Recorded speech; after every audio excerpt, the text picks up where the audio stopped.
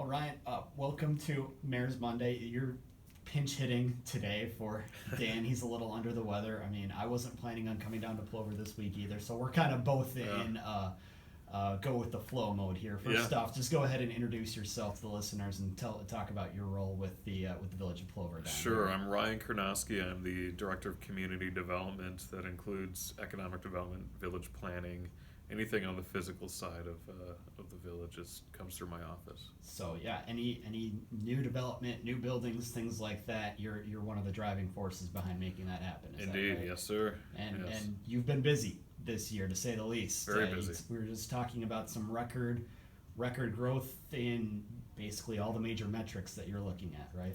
Yeah, yeah. So this year through August, the village has looked at about 36.3 million in new construction, which really, if you look at our trends over the last 20 years, this is our best year in terms of residential, commercial, multifamily growth. And so I think it's an indicator of how strong the national economy is and how strong the local economy is as a result. Um, it's nice to see that growth. The village has actually have a recent population estimate about 13,400 from the state of Wisconsin, which is a significantly increased from our population estimate last year of about 13,000. So, in terms of central Wisconsin, the village continues to lead the population growth. And of course, we'll probably get a better picture of that next year as well with the census coming up, Right. the official census coming up as well. But those people that are coming to this area, they're obviously finding, as you mentioned, a lot of things that are going in the right direction. Yeah, or we like to hope so. So I guess to talk a little bit about some of the developments that are coming down the pipeline. Last night at Village Board, the village approved an offer to purchase from SC Swiderski, a local apartment developer, to do a similar project here in the village of Plover that they did in the city of Wausau called Urban West. They're going to take that same concept, put it down here at the village. That'll be in the Crossroads Commons development behind Furniture and Appliance Mart. So we think it's going to be a really good fit. They like that location because of proximity to the Portage County Business Park in the city of Stevens Point, and then the retail component here in the village of Plover at Crossroads Commons. So they're very excited. We're excited to work with them. Actually, yesterday at noon with Swiderski, we broke ground on a 40-unit townhouse development here in the village with them. So a lot going on there. The village has approved an amendment to our tax increment finance district, or TIF, number 4, which will include additional project plan expenses, including about a $500,000 pay-as-you-go developer incentive payment to Raleigh Lockray with Lockray Companies. He's proposing to do an 87-unit 4-story apartment building behind IHOP and Great Northern Distilling at Village Park at Plover. Another very successful retail project that the village has undertaken in the last 20 years. And multifamily housing like that near some of these, shopping, urban development centers and things like that, is that something that the village has been hoping to start here in the last few years? So is this kind of a continuation of your vision? Yeah, I think economic development, housing is a really underestimated, underutilized piece of economic development. When you think about economic development, we talk a lot about job growth, job creation, but what we don't think about is sustaining those businesses, especially like at Village Park at Plover or the Crossroads Commons, with people who are there on a daily basis living in that area, who have easy access to those facilities. So housing is a huge piece of economic development. We think having additional residential units in those retail centers will provide additional safety nets for economic issues that may come down the pipeline. We think it's going to make the area more resilient, and that's really what we were going for with these developments.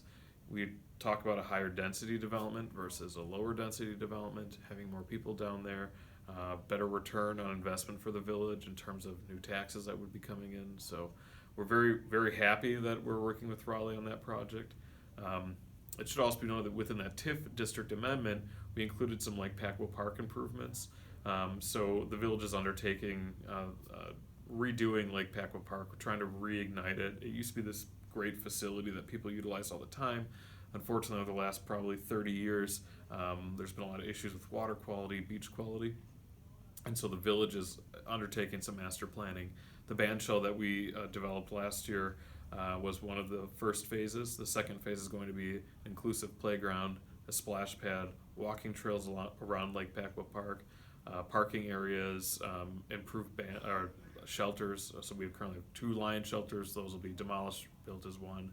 And so part of the expenses that the village will incur will actually come from that TIF district and come as a result of that development with the 87-unit apartment complex. And that's a really interesting development there too as well, because your kind of lakefront or reclaiming your waterfront seems to be, I don't know if you want to call it a buzzword these days, but it's something that a lot of areas are really doing, is reclaiming those areas in that outdoor space, because people, for some reason, they just like to be outside and they like to be by the water. Yeah, it's really interesting. Prior to coming to Plover, I'd worked in Door County, and as a lot of people know, the Door Peninsula is almost completely surrounded by water, and that's a huge draw. I don't know what it is with people and their attraction to water, but a huge draw for the community. And here at the village of Plover, we have the Wisconsin River along our west boundary. However, the village is on a bluff, and so we're 30, 40 feet above the water. So we can't utilize the Wisconsin River like the city of Stevens Point can. And so having Lake Pacwa Park and having that quasi waterfront, I think is going to be really nice for the residents of the greater Plover area. And you mentioned, bandshell and things like that. Yeah. Out there, obviously, that's something that you mentioned Stevens Point, and something that Wausau utilizes as well. Wisconsin Rapids is going to be here in the next few years. So, what kind of possibilities will that bring then for the village? Yeah, right now the bandshell is mainly utilized for Celebrate Plover. As we look to create a community that is vibrant, having that outdoor space utilized more than just one day a year. So we are trying to partner with some, like the Plover Area Business Association, create Portage County, to bring some musical acts, bands to that bandshell to reignite the use of that park. That's one piece of it. Like I mentioned earlier, we are looking at doing a very nice, large splash pad, and then an inclusive playground in that general area as well. So we're fundraising for that. We've started the fundraising process. It's been a little quiet right now as we begin to reach out to some of the major donors, but shortly we will be launching a fundraising campaign open to the public, and we'll have a website. People can donate to the splash pad and inclusive playground. So that'll be a really nice addition to that park. Any idea what you're looking to spend on something like this? I know you mentioned some of the money would be coming out of TIF funding, but I imagine you mentioned you're probably going to need a little extra to carry it across the finish line. Yeah. So if we look at the total cost of the project, it's about $3.5 million. So a pretty large chunk of money to bite off. We view it as 3 main revenue sources to do that project. The first third is through the TIF funding.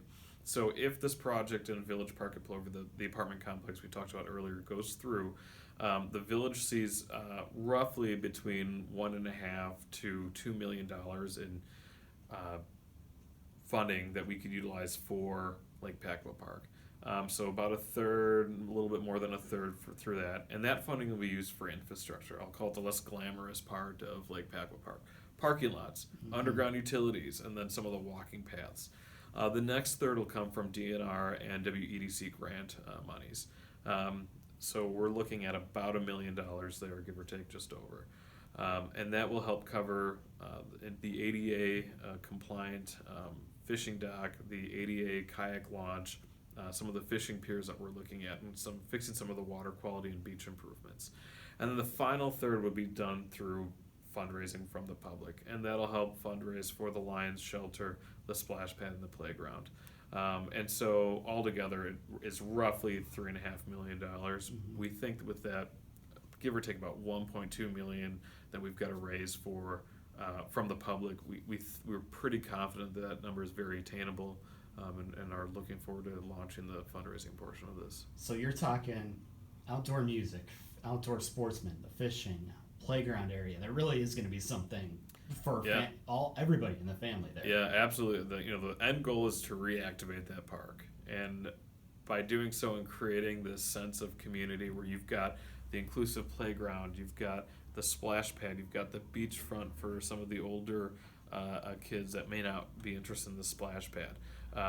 Utilizing the actual lake for fishing and kayaking and things of that nature. And on top of that, the band shell and utilizing that for concerts.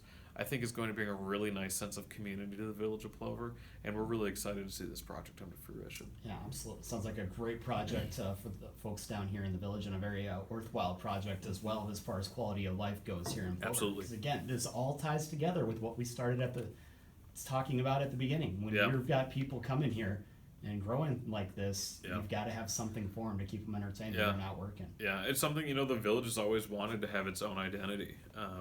And it's something that we've struggled with in the past. And I think this is one of those catalyst projects that will continue to put Plover on the map, separate from our neighbors to the north, the city of Stevens Point. So.